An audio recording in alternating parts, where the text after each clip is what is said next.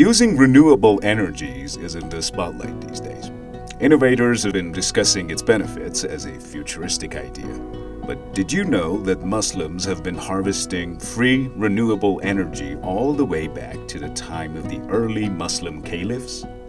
While it was the Romans who learned to harvest the power of water from mills, it was Persians who learned to harvest the power of wind. The earliest windmills are about 3,000 years old and did not look much like the windmills of today. Instead of force sails gracing the front of a tall building, these windmills, called vertical axis windmills, looked more like a turnstile, with sails turning around the post in the ground. The wind would turn a shaft that would then turn a large slab of stone on top of another large slab of stone. Mill operators would then pour grain into holes in the top slab. The holes would channel the grain into spaces between the two slabs so that it would be ground into flour.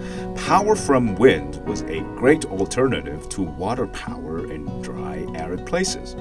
Eventually, windmills could also be used to turn a cog that would pump water from wells into aqueducts that funneled the water into the towns.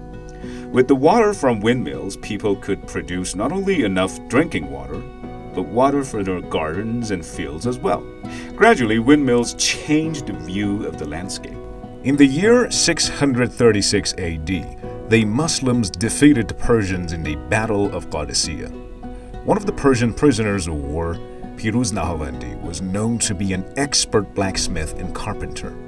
He served in the home of the governor of Kufa, a major city in Iraq, making various tools and machines for the governor. Upon hearing about Nahavandi's engineering skills, the second caliph, Omar al-Khattab, asked to meet with him and ordered him to build a windmill, which he did. His work caused vertical axis windmills to start popping up all over the Muslim world, bringing strength to the caliphate. Windmills have been considered the backbones of many great civilizations. After the Islamic civilization, the use of windmills spread to India and China. Years later, crusaders learned about windmills from the Muslims and brought them to Europe.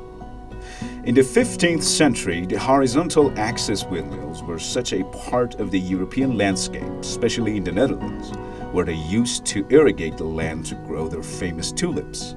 These windmills were also instrumental to the rise of the industrial age of the 1800s.